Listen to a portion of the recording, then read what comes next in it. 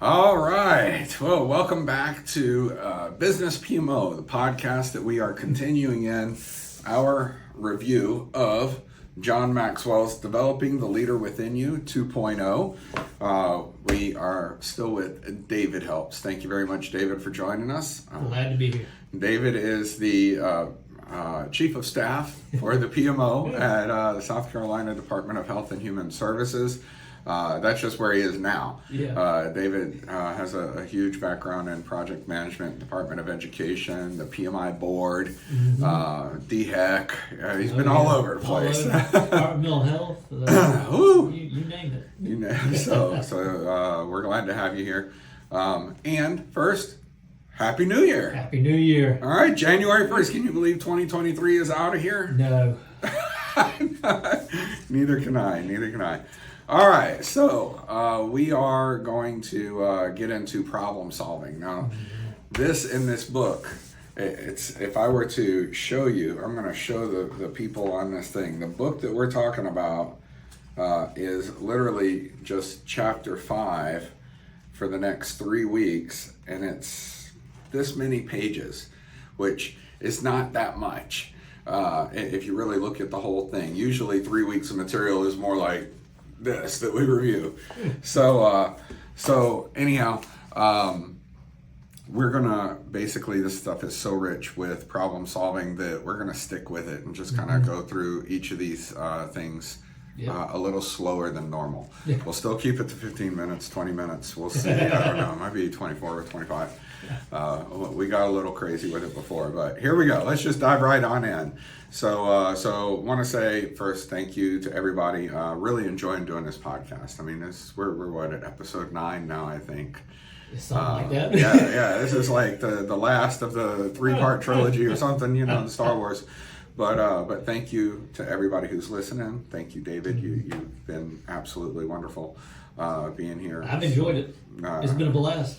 Just want to say, keep the feedback coming in. We want to make these podcasts better. We want to know what you want to know, and to make it relevant to project management. So thank you. God bless you all. Please continue to grow with us as leaders. We want to help people to grow and lift other people up, put their needs ahead, put your team's needs ahead of your own. So let's kind of go with this. So here's a philosophical statement, kind of get your feedback. So I love these things that are in John Maxwell's book. It's not just his thoughts, but he pulls from historical figures and all this stuff. So this one comes to us from M. Scott Peck.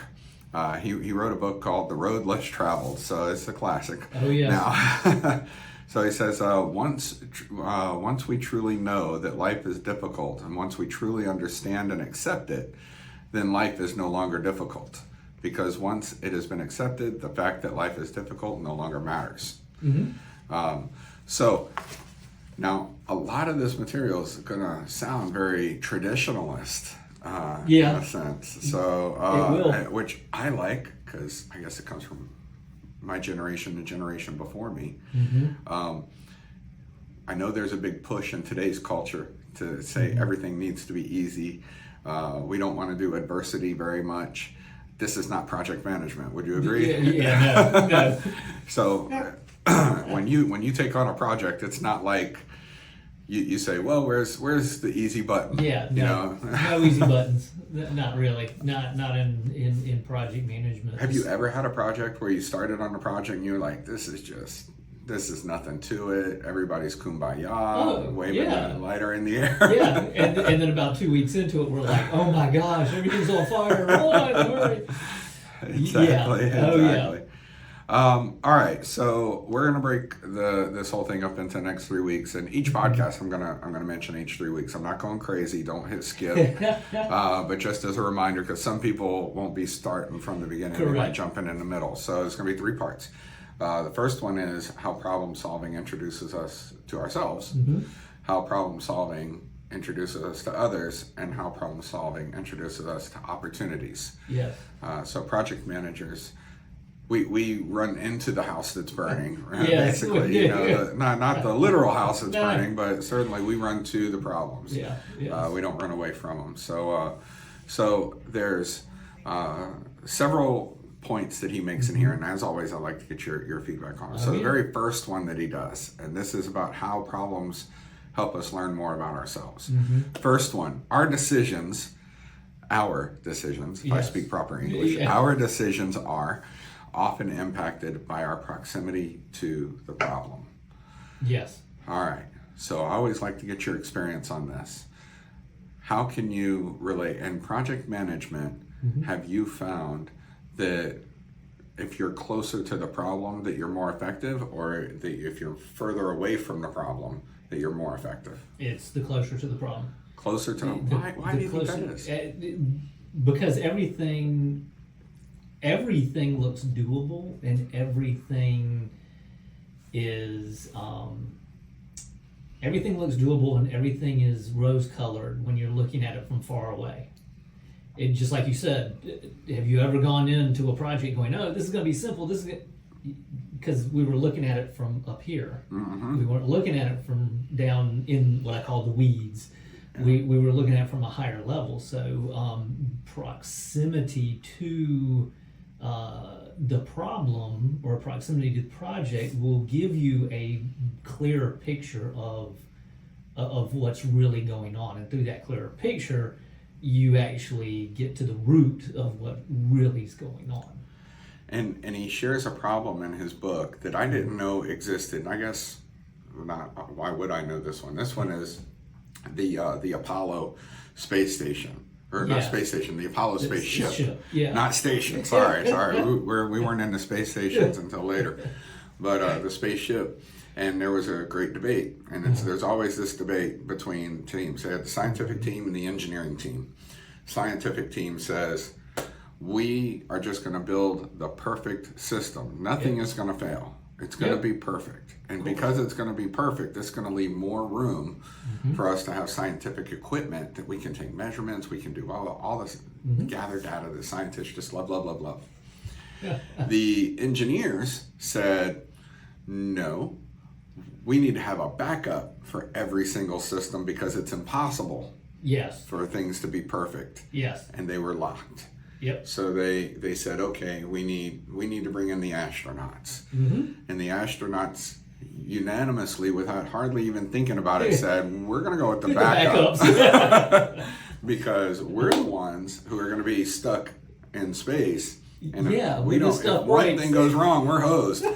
So it seems to support what basically you're saying, which is and the thing is the different parties, none of them were wrong, right? The scientists, they really want the information, they want the knowledge, that's why we're going, right? The engineers, though, they know what they built, and they know the things that can change, and the different things that might occur. So all of them are right in their own sense. But the astronauts are the ones strapped to the rocket and strapped to the ship and know where they're going, and know that if anything goes wrong, there's no coming back. There's no helicopter. You're not going to get. You're not going to send the chopper out to pick up the people on the side of the mountain.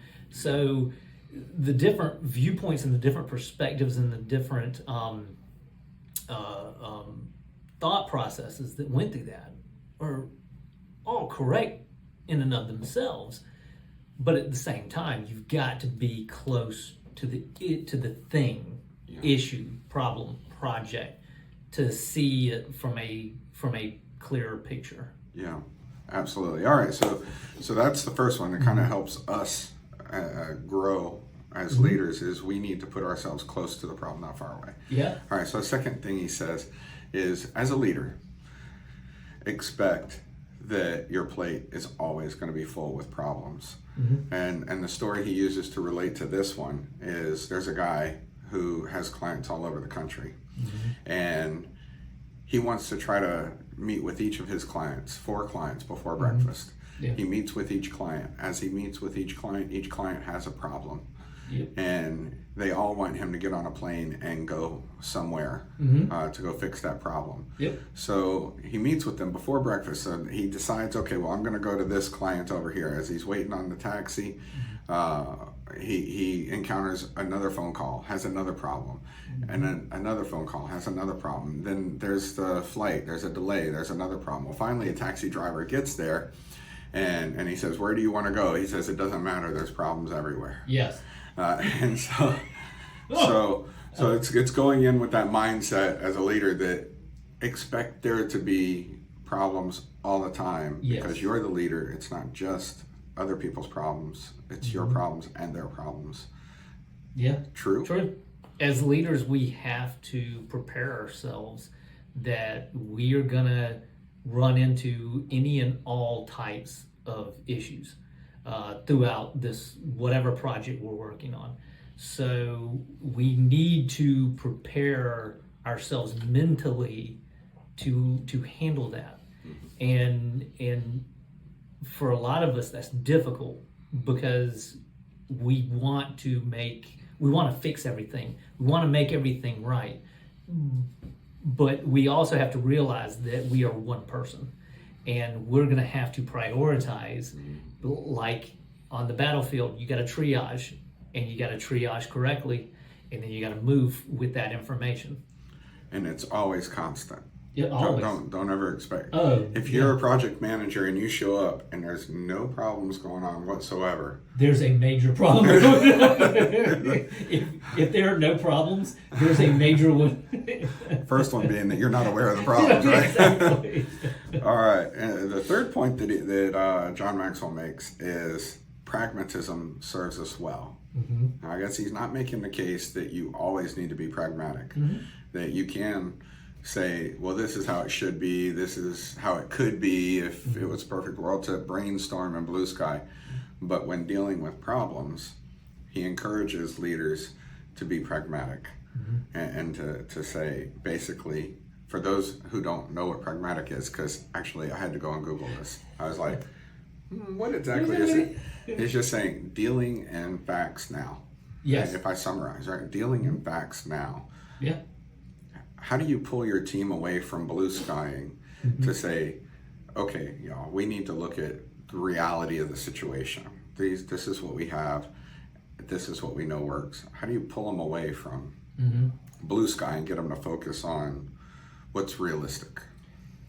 You've got to keep them focused on that clear, concise vision and goal that you put out in the beginning.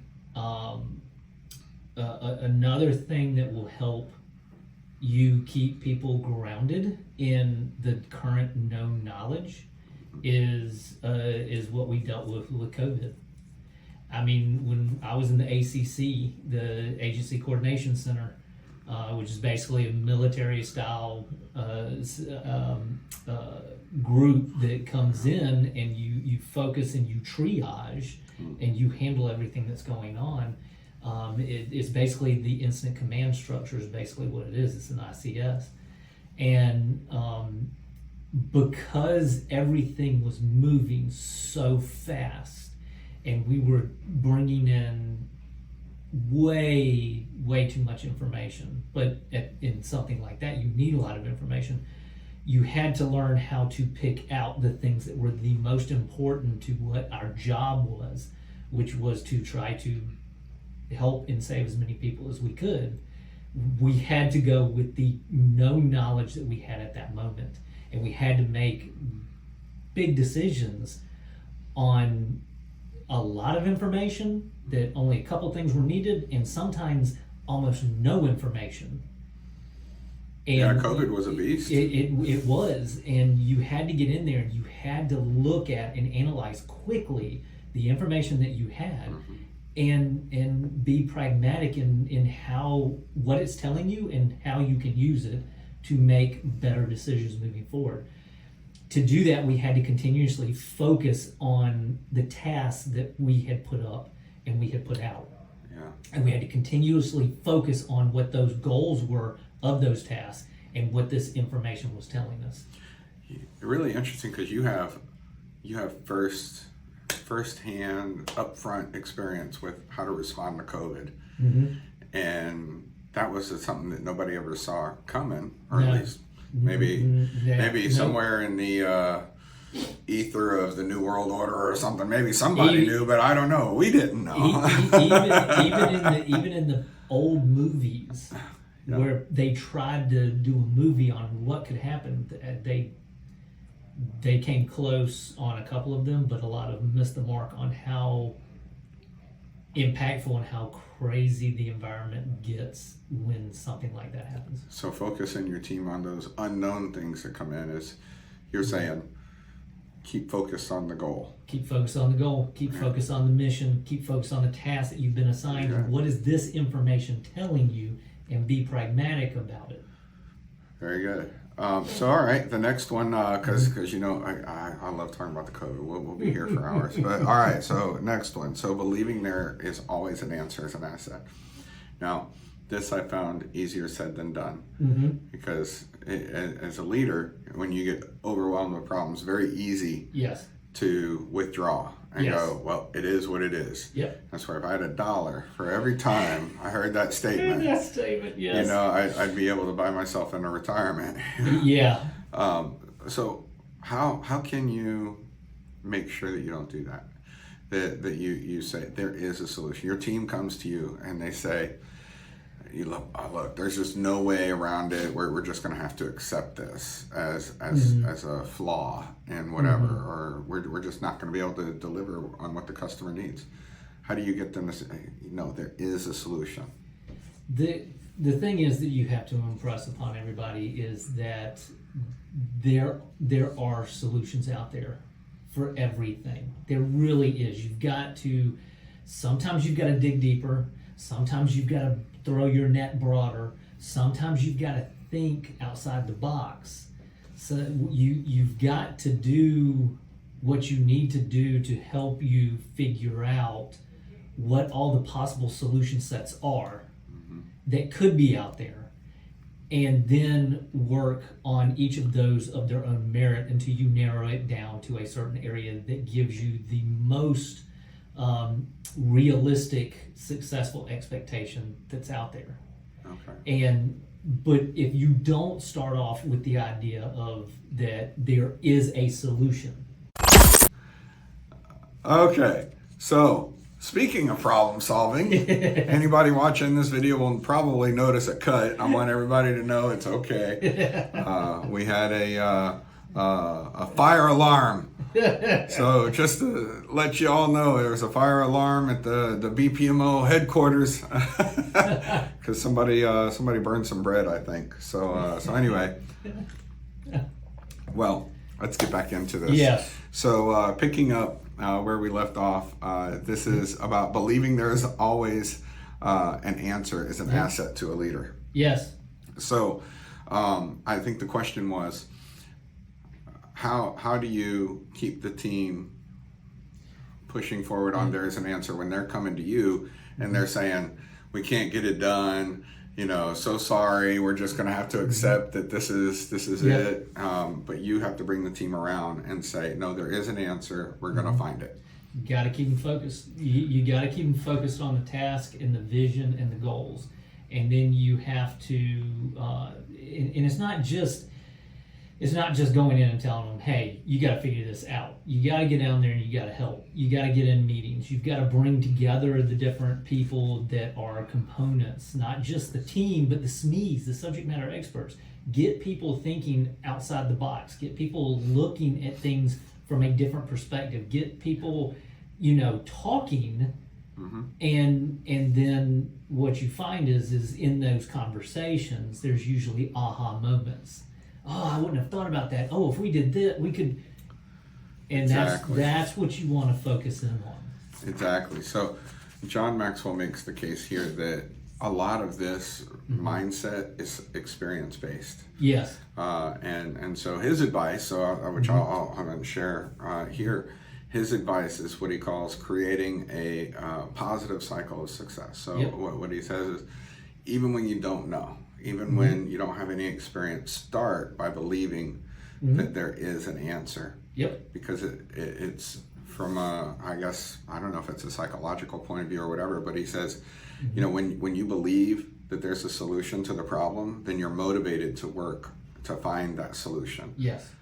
So when people come to us and say there is no problem, you say yes, or there is no solution to this problem, you say, yeah, there has to be. Yeah. And then you get in there and you work with them. Then when you continue on that cycle, eventually you build tools. Yeah. Through your experiences in order to try to help That's what gets people motivated and moving. So if you're a new project manager, sometimes you just got to put on your game face. Yeah. And I guess and say, look, I don't know what the answer is, but I know it's out there, and we're going to find it. Okay. All right. So the next one is our actions can make our problems increase in number and size. Now this one seems to make sense, right? Oh yeah. It's easy to follow the negative path. Yeah.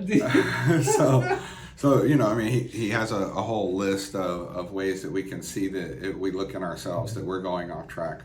But before I read his list, what are some of the red flags that you see that let you know that you're going on a negative track for problem solving? I usually, me personally, can tell when I'm struggling, especially with coming up with answers and solutions, when I get to the point where it's not really giving up as much as it is, I'm just spent. I'm done. That usually comes after I've hit my head up against the wall 100 times, and I'm just like, I'm done. I can't. What else can we even think about to come up with? Just give up. And it's just like when I see myself start pulling back with doing that withdrawal, that's when I know I've got to buckle down twice as hard and get busy. All right, cool. And some of the things that he points out in his book are these. If you're in the middle of problem solving, keep these locked in the back of your head with the idea that if you notice these within yourself, then you need to stop. Yeah. Because you're going in the wrong direction. Yeah. And so some of those, he said, losing our perspective, giving up on an important personal value. Yes. Now that one I've struggled with because, it's easy to go, well, we're going to go ahead and cut this corner. Yeah. And probably wouldn't, but your personal values can't be ignored. Correct. In a professional environment. Correct. So if you see you giving up yourself, you're losing yourself. Therefore, you're not really going to be a good leader if your personal values aren't important enough to you. Exactly. So I thought that one was good. Losing your sense of humor. It's like that card. Yes. Didn't that card say the first sign that you're getting old is that you lose your sense of humor? And if you don't laugh at that card, then you must be old. Yeah. It's a great one to get somebody who's getting old. Yeah, exactly. Feeling sorry for yourself, which I see in today's culture. Yes. Left and right. Just people come, people are against me. I can't. I'm like, no. Or blaming others. Yes. If you start to find yourself blaming others, then you need to take a look on the inside. That's a major problem. All right. And the last one that he has is wishing your problems away, which I know we also do a lot of that in our culture as well. Is, well, maybe if I just ignore it, it'll go away, or never works. Never hasn't for me yet. It never works. All right, so then the last one here is just, it seems like always through his book, he points out a lot of negative, but then tries to give hope. Yes. In this, so he closes out this section on problem solving as a way to get to know yourself by saying problems can be used to create better people. Yes. So he's saying if you handle the problems well, you improve. I guess which is what doesn't kill me makes me stronger, kind of thing.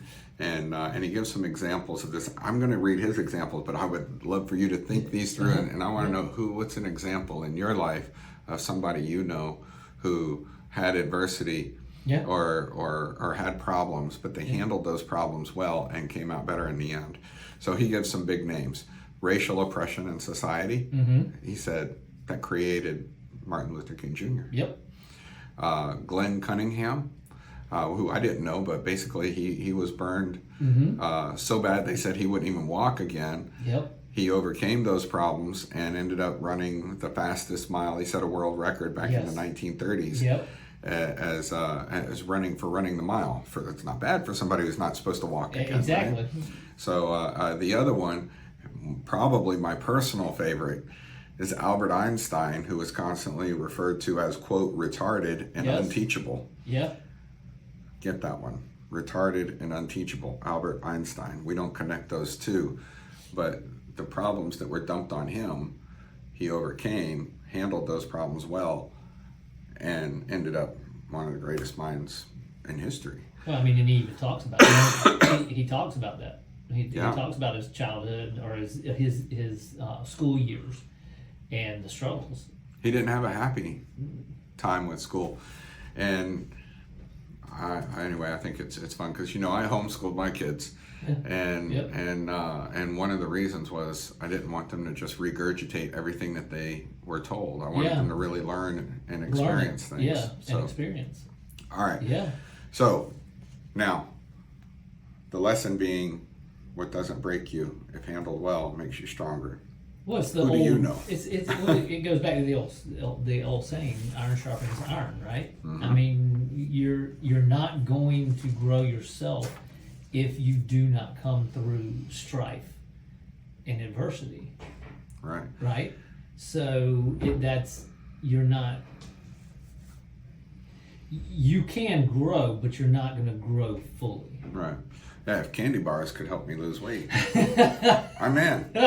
I'm ready. I'm ready to do it. That's right. That's right. So do you know anybody in your life that had to overcome adversity or had to, maybe overcome adversity is the wrong way. What I want to say is they had a problem, didn't let that problem take them down. They actually worked through the problem and came out better in the end. It doesn't have to be a huge. So one person I would have to say that actually took the adversity and actually turned it into making him one of the best in his field would probably be my father-in-law. My father-in-law was dyslexic. Oh, okay. So everything was, and Yeah. he struggled some, but he became an orthodontist. No kidding. Med school, the whole 9 yards, 12 years, all of With dyslexia. with dyslexia. Not bad. That's good. But think about it. He's looking at your mouth upside down. That's true, isn't it? Yeah, they always have the mirror in He's- there. And, okay. So he's the only one who saw our teeth the right way. Exactly. He took something that is a struggle for a lot of people and used it to his advantage to be better. Okay. So I think that's a good example. yeah. All right, so we're gonna wrap up week 1 of January. So in our next podcast, I know it's crazy. Slowly we're in 2024. All right, so the next one we're gonna do is using problems to introduce ourselves to others. Yes. And how to work with them. So thank you all for joining us, and we'll see you in one more week. Have a good day.